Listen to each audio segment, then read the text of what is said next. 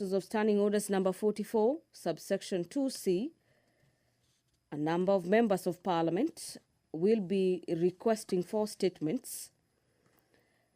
The statement on the salary increment for teachers in municipality areas in Isiolo County is a statement set to be requested this morning by Honorable Mumina Bonaya, the Member of Parliament for Isiolo County, and this statement will be handled by the House Committee on Matters Education. The Education Committee will be handling yet another statement that will be sought by Honorable Rashid Bedzimba, the Honorable Member for Kisauni. This request for statement for the Honorable Member for Kisauni is on the criteria for the recognition and education of certificates and diplomas obtained from school offering international curricula in the country. Honorable Member for Mandera South, Honorable Abdul Haro, will be requesting for a statement on the status of upgrading of Elwak Power Station with a hybrid solar system. This statement will be responded by the Committee on Energy.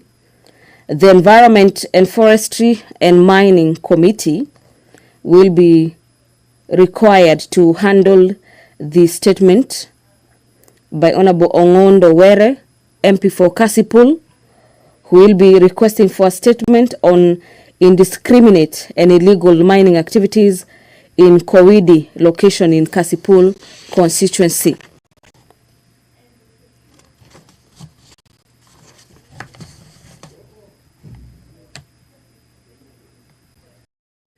The National Cohesion and Integration Bill, National Assembly Bill number 74 of the year 2023 by the Chairperson National Cohesion and Equal Opportunity is a bill currently at the second stage where members of Parliament will be debating the National Cohesion and Integration Bill and its provisions. This morning, we equally expect debate on the consideration of a comprehensive economic partnership agreement between the Republic of Kenya and the United Arab Emirates.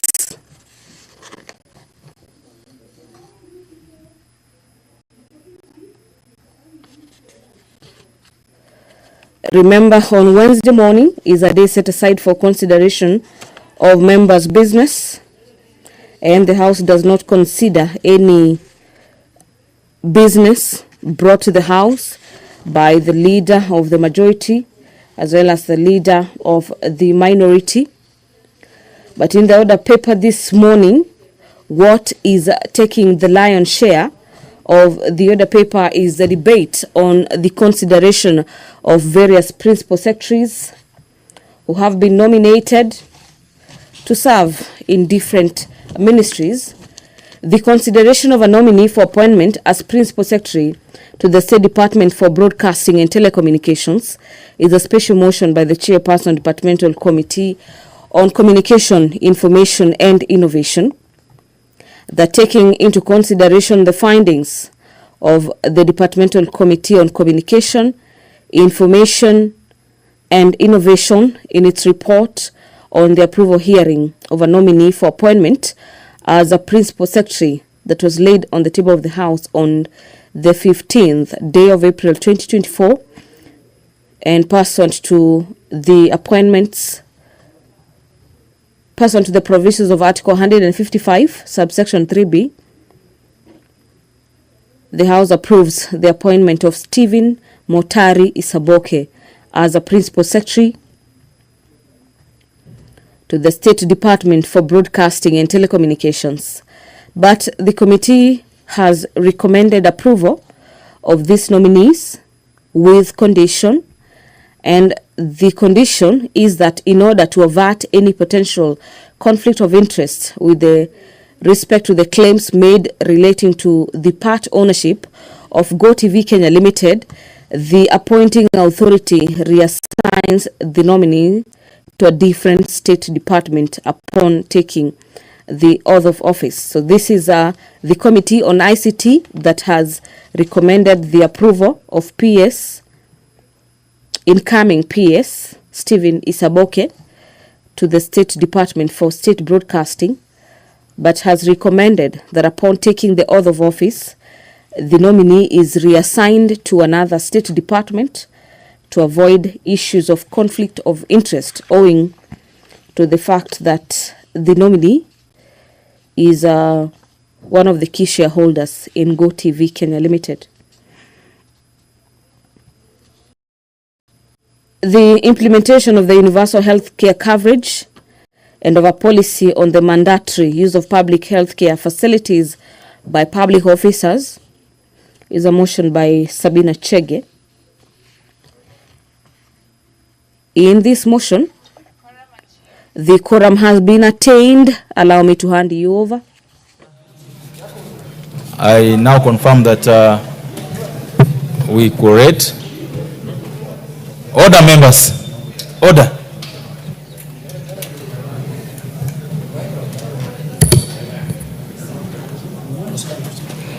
I think we start. Order number 1, administration of oath. Order number 2, communication from the chair. Order number 3, messages. Order number 4, petitions. Order number 5, papers. Majority Leader. Honorable Speaker, I beg to lay the following papers on the table of the House today, Wednesday, April 16, 2025, morning sitting.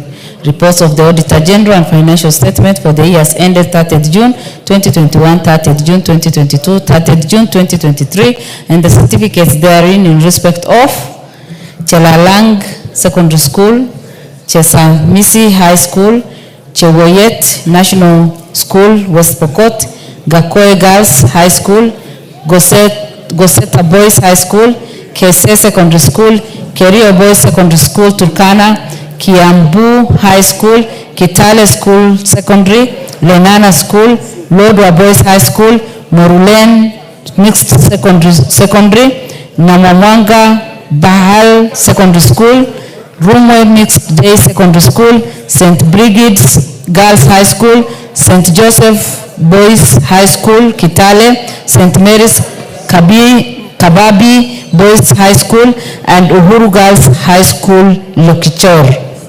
Number 2, Auditor General's report on the status of the implementation of recommendation of Public Accounts Committee report for the financial year 2020-2021. Number 3, Auditor General's report on the status of the implementation of recommendation of the 24th report of the Public Investment Committee. Thank you, Honorable Speaker, and I lay. Order number 6, notices of motion.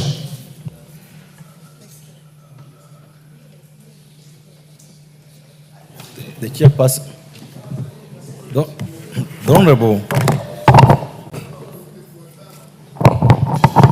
Wamboka. Thank you, Honorable Speaker.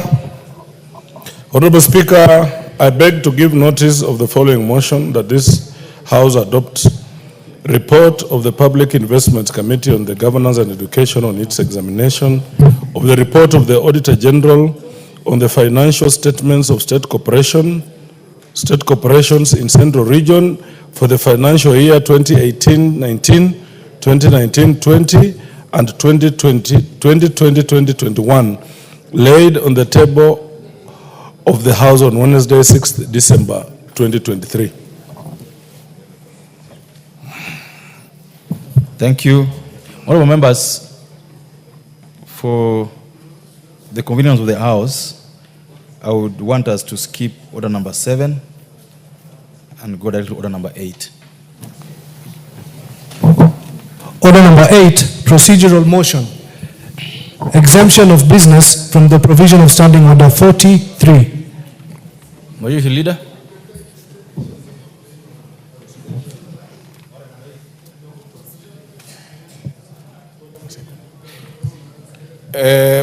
Honorable Speaker, I beg to move that this House resolves to exempt the business appearing as orders numbers 9, 10, 11, 12, 13, 14, 15, 16, 17, and 18 in today's order paper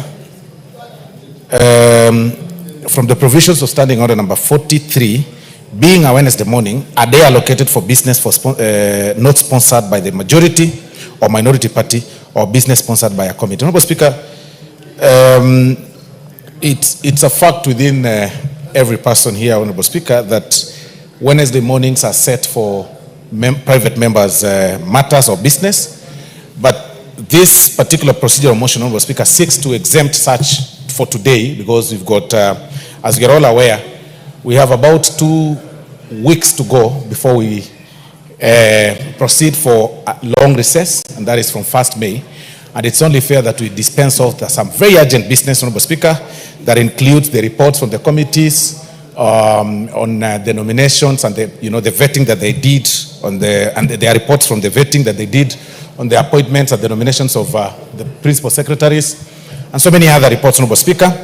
The question on the anti-money laundering and combating of terrorism finance laws, Honorable Speaker, that is also ahead of us. So it's only fair that we exempt such business today, Honorable Speaker, being a Wednesday morning, so that we can dispense of this business as quickly as possible. And so I beg to move, Honorable Speaker, and I request the Honorable Junet Mohammed, the Minority Leader, to second. Thank you, Honorable Speaker.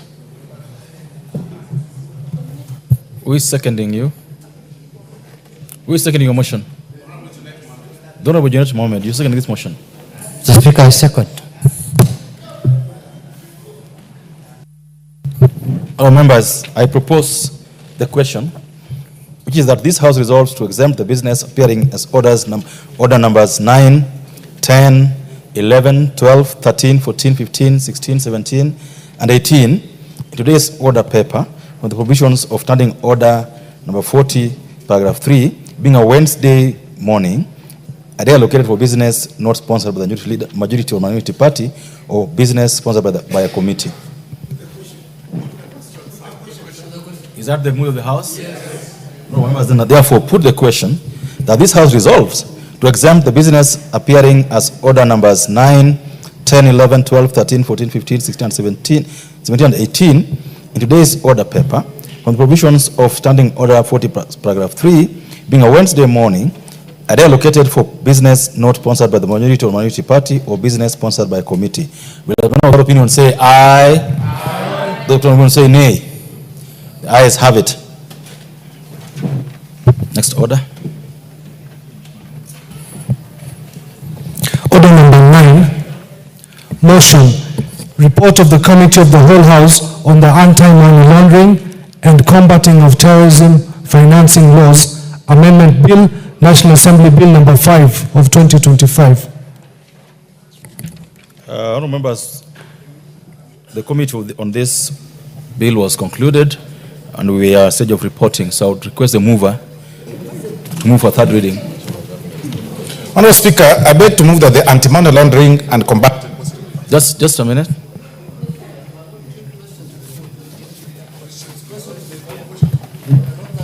Honourable members, I now put the question that this House do agree with the report of the Committee of the Whole House on its consideration of the anti-money laundering and combating of terrorism financing laws, Amendment Bill, National Assembly Bill number 5 of 2025. Will another opinion say aye? Aye. Those opinion say nay? The ayes have it. Move now.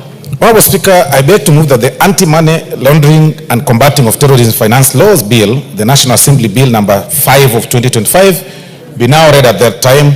And I also request the Honourable Murugara to second, Honourable Speaker. Honourable Murugara.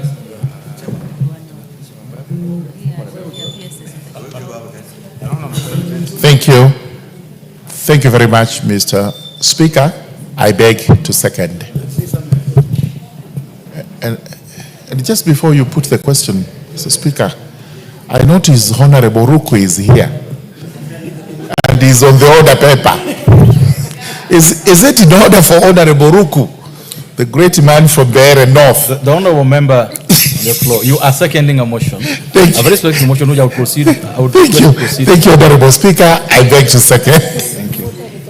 Honorable members, I propose a question, which is that the anti-money laundering and combating terrorism financing laws, Amendment Bill, National Assembly Bill number 5 of 2025, being already a third time. Honorable Junet. Mr. Speaker, I would like to support the third reading of the anti-money laundering bill, Mr. Speaker. Mr. Speaker, this is a very, very important bill in combating money laundering and organized crime in our country.